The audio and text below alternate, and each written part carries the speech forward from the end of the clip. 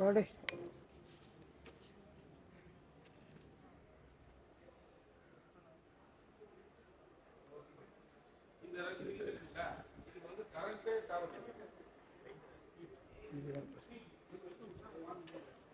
இப்படிப்பா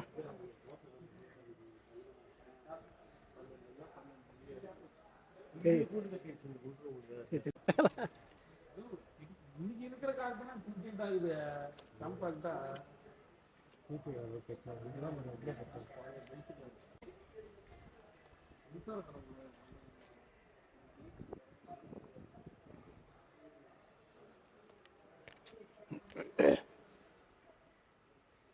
இவங்க வச்சிருந்துக்காரா?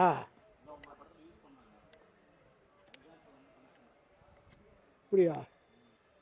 ஏன் இன்ஜினை கழட்டி வச்சிட்டாங்க? இன்ஜினை கழட்டி வச்சிட்டாங்க?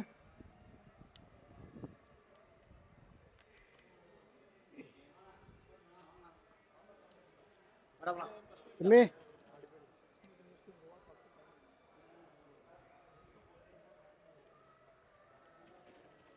இதெல்லாம் எந்த கடையில் இருக்குது?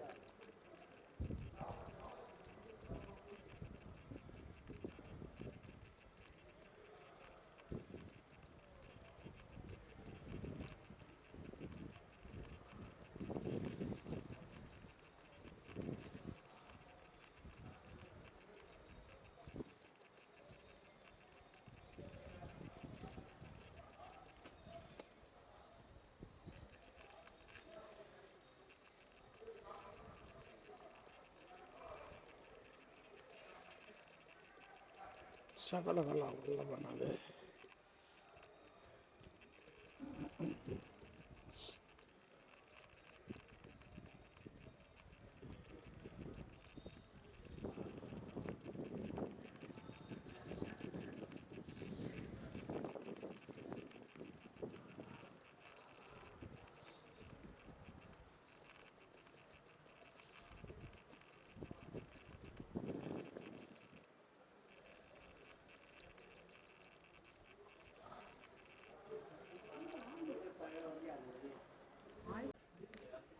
முடியுது. இந்த ஒன்று எடுத்தாச்சு.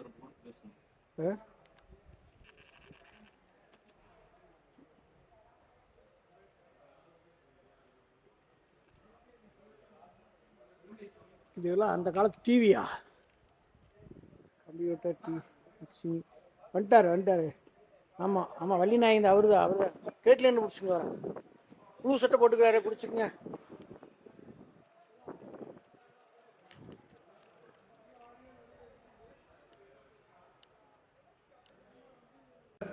பத்திரிகையாளர் சந்திப்புக்கு வருகை தந்த உங்கள் அனைவருக்கும் குடும்பத்தின் சார்பில் மாலை வணக்கங்களும் நன்றியும் தெரிவித்துக் கொள்கிறேன். முதலில் ஏவிஎம் அந்த சகாப்தத்தை பற்றி ஒரு கூறும் படம், அதை பார்த்துவிட்டு நிகழ்ச்சிக்குள் போகலாம். Audio visual please.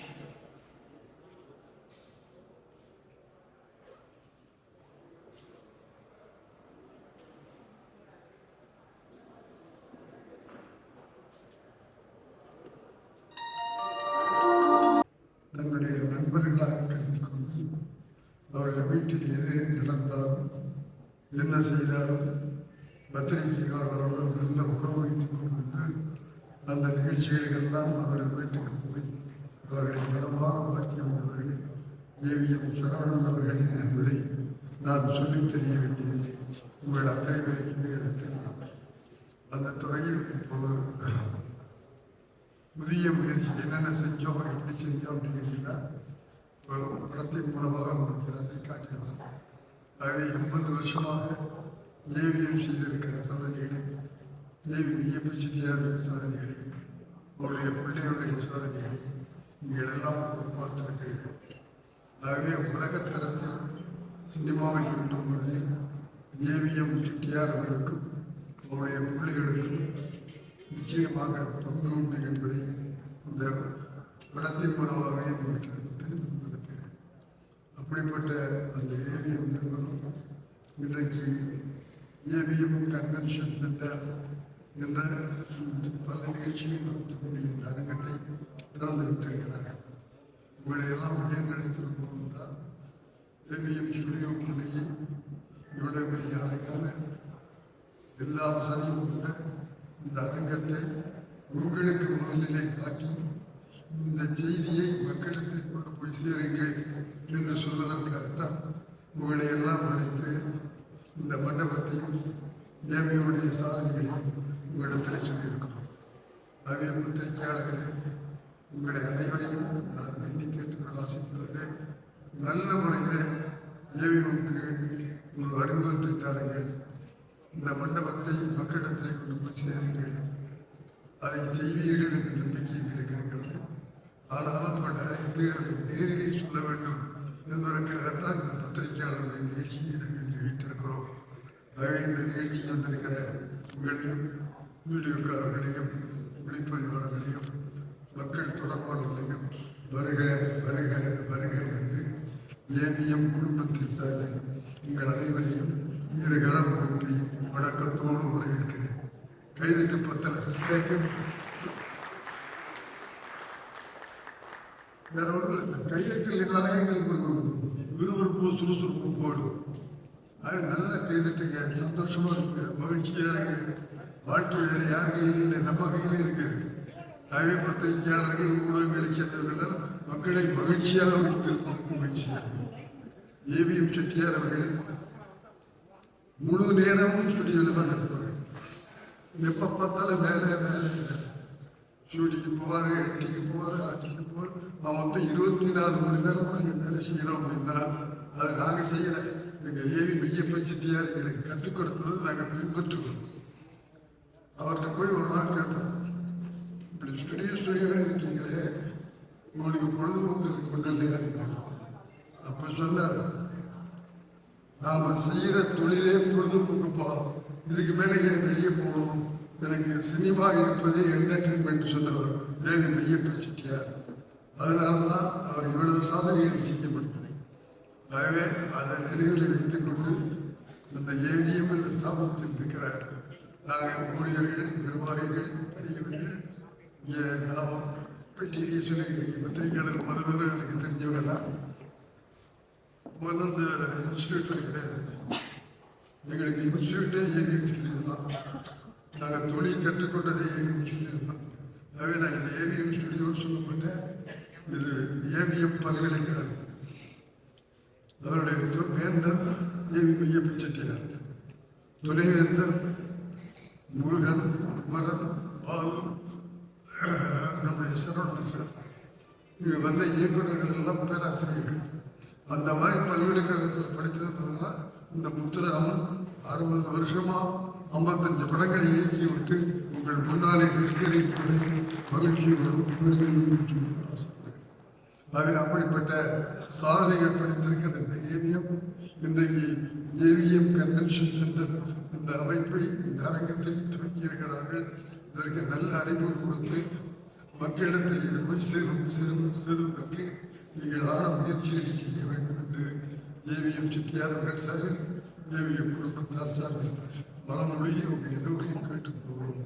ஆகவே உங்கள் எல்லோருக்கும் உங்களுடைய பொண்ணுக்கு நன்றியை தெரிவித்துக் கொண்டு தொடர்ந்து நிகழ்ச்சியில் மோகன்ராவ் அவர்கள் தொடர்பாளர்கள் உள்ளத்தால் பொய்யாதவர்கள் உலகத்தால் உள்ளத்துடைய எல்லாம் என்று குறை சொல்லி உள்ளத்திலே பொய் இல்லாமல் வாழ்ந்தால் உலகத்தாருடைய உள்ளத்திலே நம் இருப்போம் என்பதற்கு உதாரணமாக ஏவி இருக்கிறது என்று சொல்லி அனைவருக்கும் மீண்டும் ஒருவரை வருக வருக வருக என்று வாழ்த்து விடைபெறுகிறேன். எல்லா கைதட்டுகளை போயிட்டே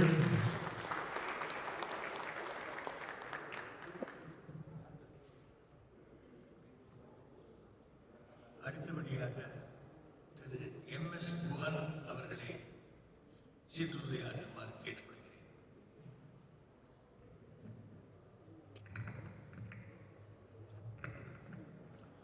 அனைவருக்கும் வணக்கம்.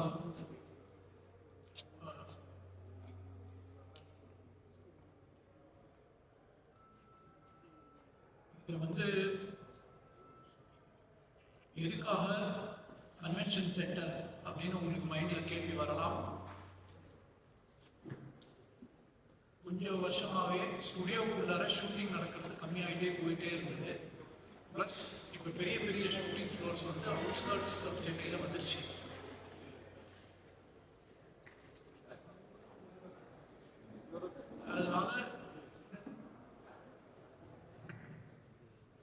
அதனால நாங்கள் என்ன டிசைட் பண்ணோம்னா, எங்கள் grand ஃபாதரும்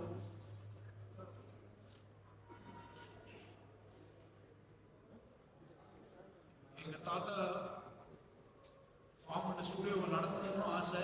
but at the same time நடத்துறதுல டிஃபிகல்ட்டி. ஏன்னா வந்து எலக்ட்ரிசிட்டி பில் கூட கட்டாமல் போயிடுச்சு.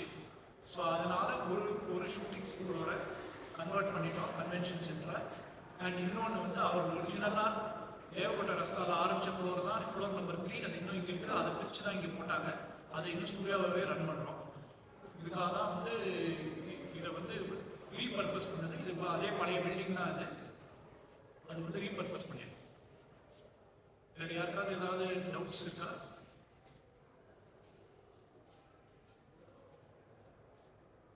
தேங்க்யூ.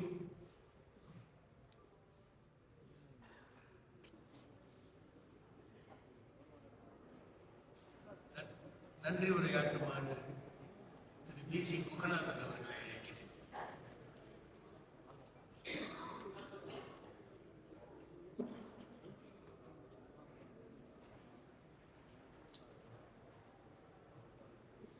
ஏவிஎம் குடும்பத்தின் சார்பில் உங்களுக்கு நன்றி சொல்வதற்காக இங்கே அழைக்கப்பட்டிருக்கிறேன். அதற்கு முன்பாக அந்த குடும்பத்துக்கு நான் நன்றி சொல்லணும். எதுக்காகனா, இதில் எல்லாத்தையும் பார்த்துட்டே இருந்தேன். இந்த இடத்துக்கு முன்னாடி தான் ஒரு 19 வயசு பையனாக நான் வந்து நின்று எல்லாத்தையும் சுற்றி பார்த்தேன். தனியாக வந்து நின்று அப்போ இந்த பாதை வந்து கடைசி வரைக்கும் போகும். அந்த ஃபர்ஸ்ட் ஃப்ளோர்லேருந்து 8th ஃப்ளோர் வரைக்கும் அந்த பாதை அப்படியே போகும். இந்த இடத்துல தான் நான் வந்து நின்று சுற்றி பார்த்தேன். பார்த்துட்டு ஒரு ஆளால் இதை சாதிக்க முடியுமான்னு நினைச்சு பார்த்தேன்.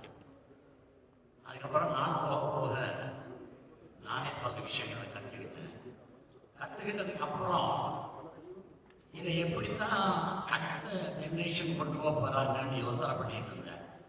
அப்பச்சி காலத்தில் நான் உள்ள வந்தேன். ஆனால் அதுக்கப்புறம் இந்த 4 பேரும் ரொம்ப அருமையாக அடுத்த ஸ்டெப்பை கட்டினாங்க. சரி, இது ஓகே, இப்போ சினிமாவுக்கு கொஞ்சம் சரியான நேரம் இல்லை, இப்போ என்ன செய்வாங்கன்னு யோசனை பண்ணேன். அடுத்த ஜெனரேஷன் இப்படி ஒரு அழகான கல்யாண மண்டபத்தை கட்டி, ஒரு கன்வென்ஷன் சென்டரை கட்டி, அதுக்கு ஒரு டைனிங் ஹால் போட்டு ஒரு அழகா இவ்வளவு சிறப்பாக இது இருக்கும்னு உண்மையாகவே நான் வந்து பார்க்குற வரைக்கும் நினைக்கல. ஸோ இந்த மாதிரி ஒரு விஷயத்த நீங்கள் தான் மக்கள்கிட்ட எடுத்து சொல்லணும். ஏன்னா வெளியே போனால் தான் இப்படி ஒன்று உள்ளே இருக்குங்கிறது தெரிய வரும். அதுதான் நான் இங்கே எடுத்து சொல்ல வேண்டிய முக்கியமான விஷயம். இது இப்படி ஒன்று ஒரு 7 ஃப்ளோர் 8 ஃப்ளோர் பின்னாடி வந்து அந்த ஃபிளாட்ஸு இந்த இடத்துல இப்படி ஒன்று இருக்குங்கிறத நீங்கள் மக்கள்கிட்ட எடுத்து சொல்லணும், எடுத்து செல்லணும். அடுத்ததா அந்த 3வது ஜெனரேஷன் எடுத்த முடிவு சரிதானா அப்படின்னு யோசனை பண்ணி பார்க்கும்போது நிச்சயமா அது சரிதான் எனக்கு படுது.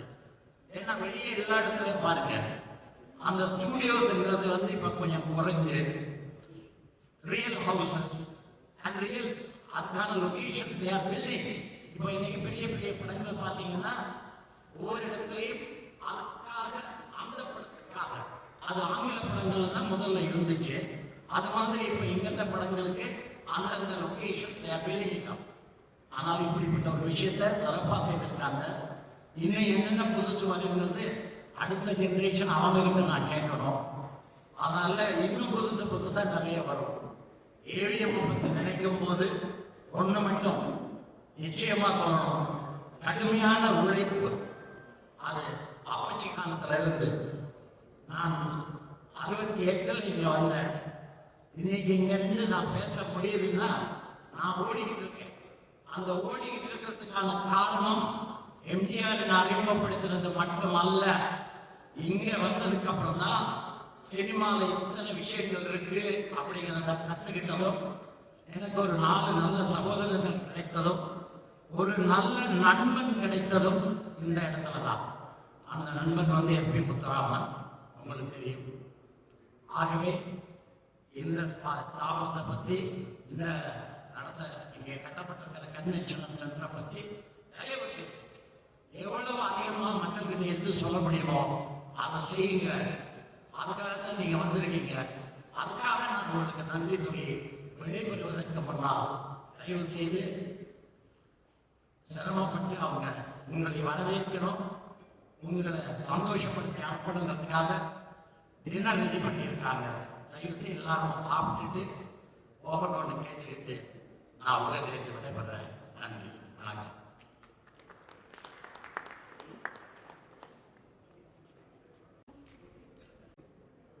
Thank you.